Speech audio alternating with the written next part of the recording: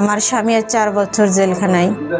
আমার স্বামীর অনুপস্থিতিতে আমার বাড়ির পাশে আমার দেওর আছে, সে আমার সুযোগ নিছে। 4 বছর স্বামী তার জেলে। প্রতিবেশী দেবর তার খোঁজ খবর নিতেন। এক পর্যায়ে তাদের মধ্যে সম্পর্ক গড়ে ওঠে, যা গড়িয়ে যায় বহুদূর।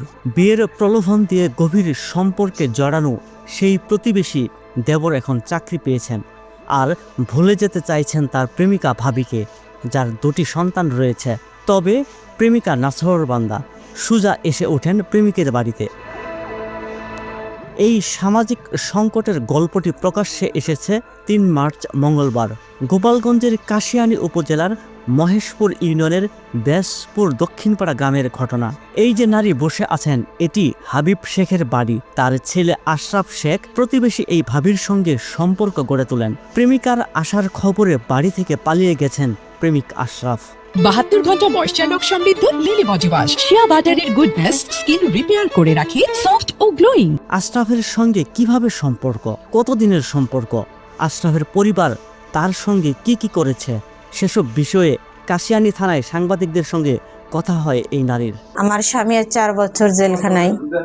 আমার স্বামীর অনুপস্থিতিতে আমার বাড়ির পাশে আমার দেওর আছে, সে আমার সুযোগ নিয়ে এরপরে আমার সে দেবরটা আমার বাড়ি যাতায়াত করে, অনেক ধরনের অনেক কিছুই আমারে বলে আমার বিয়ের প্রতিশ্রুতি দিচ্ছে যে সে আমার বিয়ে করবে, আমার এসে দেখবে। এরপরও সে আমারে দেখছে, আমার কাছে আইসে গেছে। সে মনে করেন স্বাভাবিক একটা স্বামী স্ত্রী যেভাবে সেইভাবেই সে আসা যাওয়া করছে, আমার ওখানে থাকিছে। আজ 2 বছর সে আমার সাথে সম্পর্ক করছে। 2 বছর সম্পর্ক করার পরে সে এই দিন 15 কইছে, এখন আমারে অস্বীকার করতেছে। সে বলে জি, যখন চাকরি পাইছে, চাকরি পাওয়ার আগে এখন চাকরি করতেছে আপনার 250 বোর্ডে, 250 বোর্ড আপনার গোপালগঞ্জে। সে চাকরি পাওয়ার আগে বলিছে কি, আমি এখন চাকরি নাই, চাকরি পালি আমি তোমার বিয়ে করে তারপর আমরা করব। আর যখন চাকরি পাইছে, এখন সে অন্যরকম আমার সাথে আচরণ, আমারে চেনে না, আমার অ্যাভয়েড করে, আমার ফোন ব্ল্যাক লিস্টে দিয়ে দেয়, আমার ফোনে যে সমস্ত ডকুমেন্ট আছে সবগুলো ডিলিট করিছে। এরপরে মনে করেন একতরফা আমার সাথে তারা হাতাহাতি হয়ে যায়। এরপরও আমি তার পিছনে ছাড়িনি, যে আমার সর্বোচ্চ তুমি নিয়ে গেছো, এখন আমারে লাস্ট এখন সে আমারে মাইনে নিতে চাচ্ছে না। তারপরে সেই সব কথাগুলো আমার শ্বশুর বাড়ি জানাই দিছে যে আমার সাথে তার এইভাবে সম্পর্ক, এই বৃত্তান্ত। এখন আমার শ্বশুর বাড়ি আমার মাইনে নিচ্ছে না, তারা আমারে নামাই দিছে, আমার শ্বশুর বাড়িতে ডাইরেক্ট আমারে নামাই দিছে। এরপরে আমি গতকালকে গোপালগঞ্জে গেছি তার সাথে দেখা করার জন্য। সে আমার সাথে একবার আমি তার গেটের বাইরে পাইছি, এরপরে সে আমারে দেখে ভিতরে চলে গেছে। আমি আর তারে সারাদিনে খুঁজে পাইনি। খুঁজে না পেয়ে পরে অবশিষ্ট আমি বাড়ি এসে আমি সোজা আমার শ্বশুর বাড়ি গেছি। তখন আমার শাশুড়ি আমারে বলছে, তুমি যে পথে আইছো সেই পথে চলে যাও, তোমার জন্য আমার বাড়ি কোনো জায়গা নাই, তুমি যে জায়গায় চাইছো সেই জায়গায় যাও। তখন আমি বাধ্যমূলক আমি তার বাড়ি গেছি। আমি আশরাফের বাড়ি যেয়ে উঠেছি। জি, আশরাফের বাড়ি উঠেছি, যার সাথে ওর বাপের নাম হল হাবিব শেখ। তার বাড়ি উঠার পরে তার বাপ মা আমারে বিভিন্ন ধরনের গালিগালাজ, এরপরে একের পর এক লোকজন হ্যারাস আমারে, এ লোকানে ওই লোকানে আমারে রাত্রে মোটরসাইকেলে উঠে দেয়, আমার হাত ধরে টানাটানি, এইভাবে সারাটা রাত আমারে বসাই করেছে।